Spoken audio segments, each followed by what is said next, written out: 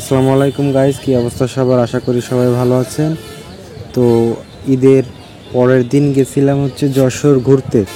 তো যশোর যাওয়ার পরে আমি যখন মনিহারের এখানে নামি তখন দেখি পুরা রাস্তায় ব্লক।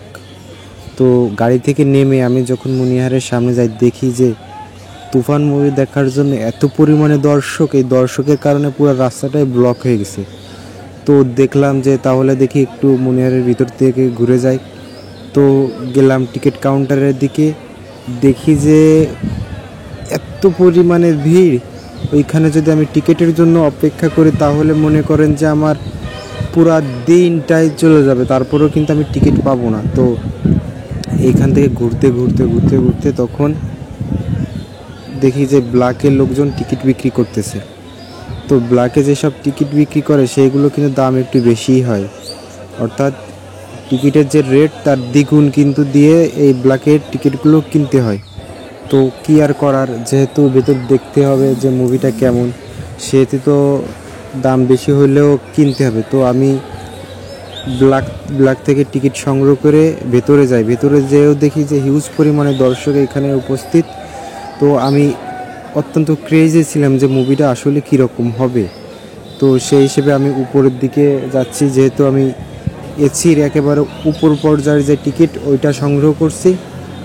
তো দেখেন ভেতরে ঢুকতেছি, আর যেখানেই যাই না কেন লোকজন আর লোকজনে ভরপুর।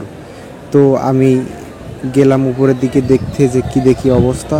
তো আমি আমার যে আসন যেইখানে, আমি একেবারে উপর ফ্লোরে চলে যেতেছি। দেখেন এই যে এইখান থেকে হইলো আপনার সেই ভিড় শুরু হয়ে গেছে। দেখেন মুভি কিন্তু এখনও শেষ হয় নাই, অর্থাৎ মুভি কিন্তু ভেতরে চলতেছে।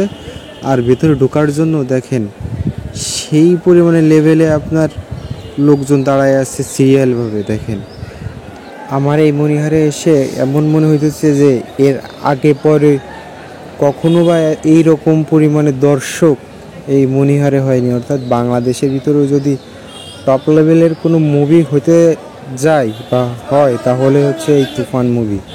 তো দেখেন উপরও কি পরিমাণে ভিড়। ওই পাশে হচ্ছে আপনার অনলাইন থেকে যারা টিকিট সংগ্রহ করছে তাদের লাইন, আর এইখানে এই পাশে হলো আপনার যারা ওইখানে যে টিকিট সংগ্রহ করছে তাদের লাইন।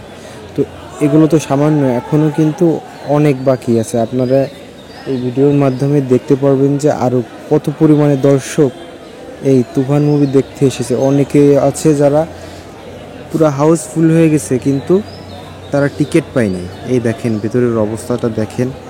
তো এই ভিডিওটার ভয়েস হচ্ছে আমার মুভি দেখে আসার পরে দেওয়া, ঠিক আছে?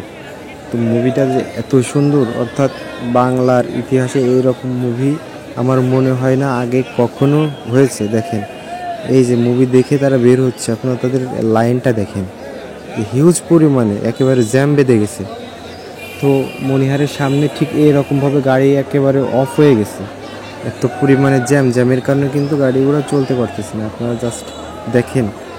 তো ভিডিওটা দেখতে থাকুন, আমার পক্ষে আর ভয়েস দেওয়া সম্ভব হচ্ছে না। অর্থাৎ আমি এখন সিরিয়ালের জন্য যাব। দেখেন আমি নামতেছি, তারপরে মনে হচ্ছে ঠেলে গুজে আমার সরাই দিচ্ছে। দেখেন কি পরিমাণে দর্শক। তো যারা এই তুফান মুভি নিয়ে গুজব ছড়াচ্ছে তাদের ধারণা ছিল সে একদমই ভুল। অর্থাৎ এই মুভি যারা একেবারে লাস্ট সেকেন্ড পর্যন্ত না দেখতে পারবে তারা এই মুভির কোনো মজাই পাবে না। মুভি দেখতে আমি এক সেকেন্ড পরিমাণ হতাশ হইনি, অর্থাৎ লাস্ট সেকেন্ড পর্যন্ত আমি দেখছি। অ্যান্ড মুভির যে টুইস্ট সেটা কিন্তু একেবারে লাস্টের মিনিটেই কিন্তু এই মুভির আসল টুইস্ট রয়েছে। তো এই ভিডিওটা দেখার জন্য সবাইকে ধন্যবাদ। আশা করি সবাই ভালো থাকবেন, আর আমার এই চ্যানেলটা সবাই সাবস্ক্রাইব করবেন। ধন্যবাদ সবাইকে।